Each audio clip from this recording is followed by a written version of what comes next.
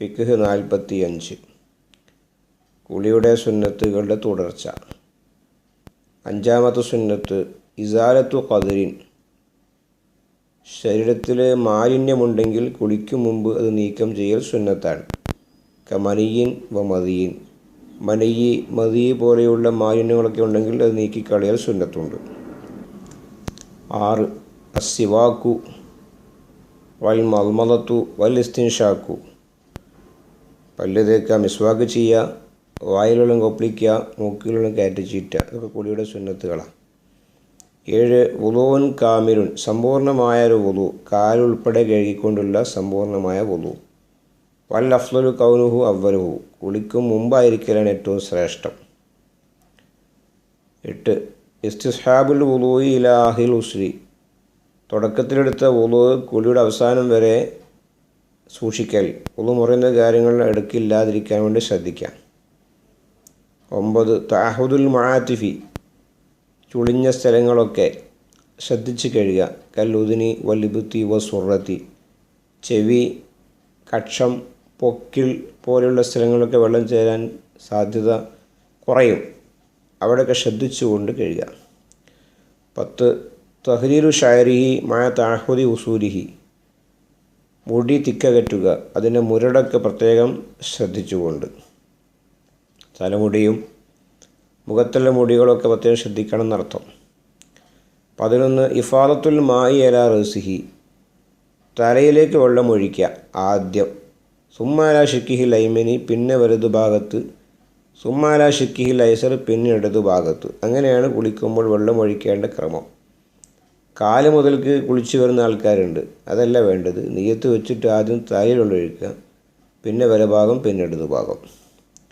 12 ദൽക്കു ബദനിഹി ഇന്ദ കുല്ലി ഇഫാള. ഓരോ പ്രാവശ്യം വെള്ളം ഒഴിക്കുമ്പോഴും ശരീരം ഉരച്ചു കഴുകുക. 13 തർത്തീബു മാ ദുക്കിറ കമാ ദുക്കിറ.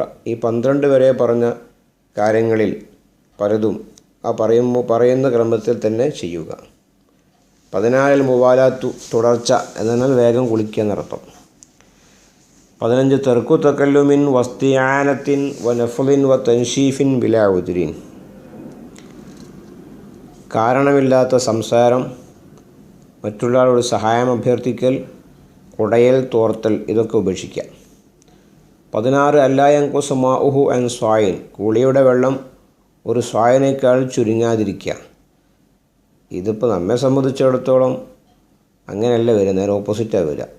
ധാരാളം വെള്ളം ഉപയോഗിക്കാറുണ്ട്, അതും പ്രശ്നം തന്നെയാണ്. 17 അല്ലാ യുസീല കബിൽ ഉസ്രിൽ വാജിബി ഷൈഅമിൻ ബദനിഹി. നിർബന്ധമായ കുളിക്കും മുമ്പ് ബോഡിയിൽ നിന്ന് ഒരു വസ്തുവും നീക്കം ചെയ്യാതിരിക്കുക. കഷാരിൻ ഒലുഫിൻ വദമിൻ. മുടി, നഖം, രക്തം പോലെയുള്ളവ ഒന്നും നീക്കരുത്. അത് കറാഹത്താണ്, നീക്കാതിരിക്കൽ സുന്നത്താണ്. 18 തദാറുക്കുമാ ഫാത്തുഹോമിൻ വുളൂഇൻ ഔ മൽമത്തിൻ ഔ ഇസ്തിൻഷാക്കിൻ. വുളൂ, വായിലെള്ളം കൊപ്പിളിക്കുക, മൂക്കിലെള്ളം കയറ്റി ചീറ്റുക തുടങ്ങിയ കാര്യങ്ങൾ നേരത്തെ ചെയ്തിട്ടില്ലെങ്കിൽ, തുടക്കത്തിൽ ചെയ്യാൻ വിട്ടുപോയിട്ടുണ്ടെങ്കിൽ അത് പരിഹരിക്കാം. 19 സത്രുൽ ഔറത്തി ഫിൽ ഹൽവത്തി. സ്വന്തമാണെങ്കിലും ബാത്റൂമിൽ സ്വന്തമായിരിക്കുമല്ലോ, എന്നാലും ഔറത്ത് മറക്കൽ സുന്നത്താണ്. ഫഇന്നല്ലാഹ തആല അഹഖു അൻ യുസ്തഹിയ മിൻഹു. അള്ളാഹുവാണ് ഏറ്റവും കൂടുതൽ ലജ്ജിക്കപ്പെടാൻ അർഹൻ. അള്ളാഹു ഔറത്ത് കാണാത്തതുകൊണ്ടൊന്നുമല്ല, പക്ഷേ നമ്മെ സംബന്ധിച്ചിടത്തോളം അള്ളാഹുവിനെ ലജ്ജിക്കണം, അതുകൊണ്ട് ഔറത്ത് മറക്കണം, സുന്നത്താണ്. 20 അത് ദിക്റു വദ്ദുആഉ ബഅദഹു. കുളിക്ക് ശേഷം ദിക്റും ദുആഉം നടത്തുക. വഹുമാ ഐനുമാ ദുക്കിറ ഫിൽ വുളൂഇ. വുളൂയിൽ പറഞ്ഞ അതേ ദിക്ർ തന്നെയാണ് ഇവിടെയും സുന്നത്തുള്ളത്. 21 അത്തസ്ലീസുലി കുല്ലിൻ മിന തസ്മിയത്തി വ തഹ്ലീലി വ ദൽക്കി വൽ ഗുസ്ലി വ ദിക്രി വ ദുആഇ. ബിസ്മി ചൊല്ലുക, തിക്കകറ്റുക, ഉരച്ചു കഴുകുക, കുളിക്കുക, ദിക്ർ ചൊല്ലുക, ദുആ നടത്തുക. ഇതൊക്കെയും 3 പ്രാവശ്യമാക്കൽ സുന്നത്തുണ്ട്. 22 തതീബുൽ മർഅത്തി ഫർജഹ. സ്ത്രീ അവളുടെ ഫർജിൽ സുഗന്ധം ഉപയോഗിക്കുക. ബിനഹവി മിസ്കിൻ. കസ്തൂരി പോലെയുള്ള സുഗന്ധമായിരിക്കലാണ് നല്ലത്. അതുകൊണ്ട് സുഗന്ധം പുരട്ടുക. ഇസ്രദ്ദമി. ഹയലിൻ്റെ പിറകിലാണെങ്കിൽ, ബഅദ സാലിഹ കുളിച്ച ശേഷം.